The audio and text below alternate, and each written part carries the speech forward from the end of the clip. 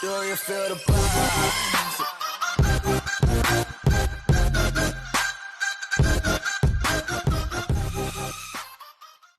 Kumusta mga kabiyahero sa mapagpalang hapon sa ating lahat. Ayan. So ngayon samahan niyo ulit ako at mag-unbox na naman tayo ng ating in-order dito sa Lazada.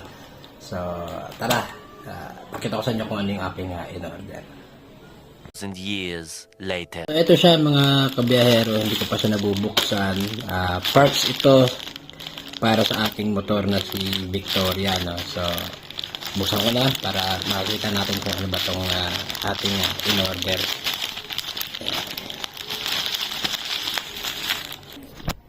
So ito yung ating in-order mga kabiyahero. So marami siyang plastic na cover, no. So may bubble wrap pa siya. So maayos. Ayan, salamat kay seller. So tara, buksan natin itong huling plastic niya, no, para makita nyo kung ano ba itong ating in-order. So ito na siya mga kabiyahero. Umorder tayo ng left switch, yan, para sa ating motors na si Victoria. Kasi ang problema namin is lubog na to. So dapat tatlo tong click ang maririnig mo eh. So isa, dalawa, ayan. So dalawa siya. Pero pag binalik mo na siya, yan, sa panghuli, hindi na siya nababa kasi doon kay Victoria natanggal yung isang spring. And then eto, signal niya is matigas na. Ayan. Kaya napa-order tayo Yeah, boy. para mapalitan na natin, no. Kasi kung makita nyo yung loob niya doon kay Victoria, no, yung stock nito is luma na at makalawang. So marami na ring mga wire dito na na mga ginamper. Kaya naisip na natin palitan lang ng bago. Tapos ito nga yung bandang loob niya is may mga corrosion na, no. So yung isa rin sa mga cost yun, kaya hindi siya tawag dito dumidikit ng maayos. Ayan. And then yung ating high and low na button, no. So, ayan. Mamaya baba tayo para ikabit natin to. So, isa, dalawa, tatlo. Ayan. So, doon, yun nga sabi ko kanina, hanggang dalawa lang siya. Hanggang dyan lang. Or hanggang isa lang siya, no. So, pag binaba ko pa siya, hindi na siya bababa. Matigas na. So, pagka pinipilit ko, namamatay yung ating power, no, doon sa motor. So, ayan. Tara, samahan niyo ako at ikabit natin to kay Victoria. Ito nga pala yung sa choke. Ayan. Pero hindi na to kailangan eh. Hindi natin to gagamitin. Ito lang. Itong mga signal light, horn, yan. Tapos high and low. Yung sa high and low naman natin, low lang yung gumagana, hindi yung high. Kasi pundido yung ating LED lights. So, ito importante sa atin. Yan. Kasi pagka naka-off to, gumagana yung ating push start. Doon sa stock niya, hindi na gumagana kasi nga hindi na mamatay lahat ng ilaw. So dahil sa mahina na rin yung ating battery. So tara, baba na tayo at kabitan natin to. 6.5 hours later. So ito yung sinasabi ko kanina mga kabiyahero, no. Once na isusi, i-on ko yung susi. Ayan, automatic yung ilaw, gagana na. So ito, hanggang dalawa lang. Ayan, headlight na siya. Ilaw na. Pero pag binaba ko siya, pangalawa, ayan, ayaw na. Hindi mo na siya maibaba, no.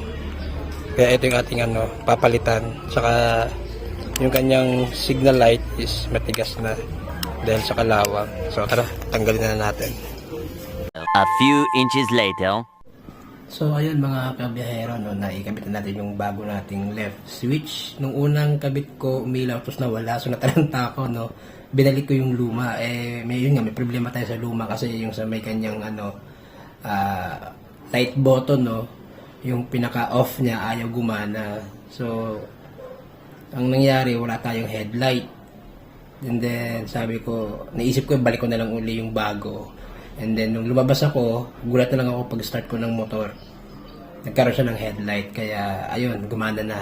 So pakita ko sa inyo yung mga video no nung resulta ng ating bagong left switch para kay Victoria. So kung gusto niyo yung video na ito, huwag kalimutan mag-like, yan, shares and subscribe. So hanggang sa muli, Kuya Biyaheros na signing off. Peace out. Ingat po tayo mga kabiyahero. Day 2.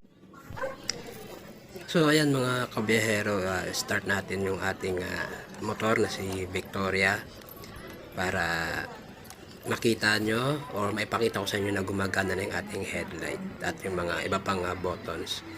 So ayan, nagana na yung ating headlight, no. So meron siyang high and low na, so, kasi nagpalit tayo ng bulb dyan. Ayan, so nagana pareho yung high and low. So okay naman yung ating nabiling left switch. Ay, kung makita nyo no, yung light indicator niya pag naka-high, tapos yung mga signal lights natin na button, ayan. So malambot na siya at madali nang pindutin. So ito yung sinasabi ko sa inyo na pag binababa ko siya, hanggang hanggang gitna lang. Ito hanggang baba na siya, no.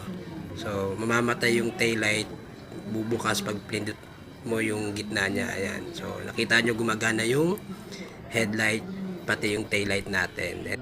So ayan mga kabiyahero, no, nakita nyo yung ating bagong left switch na gumagana naman lahat, no, yung high and low, left and right. Ayan, yung busina hindi ko na test pero okay naman yan, gumagana pa rin. So ito yung ating lumang left switch, ayan, na ating ipinalit, no. So kung makikita nyo dito, so ayan, kung makikita nyo, no, makalawang na siya. Kaya pagka nag-left and right turn tayo, ayan, matigas na.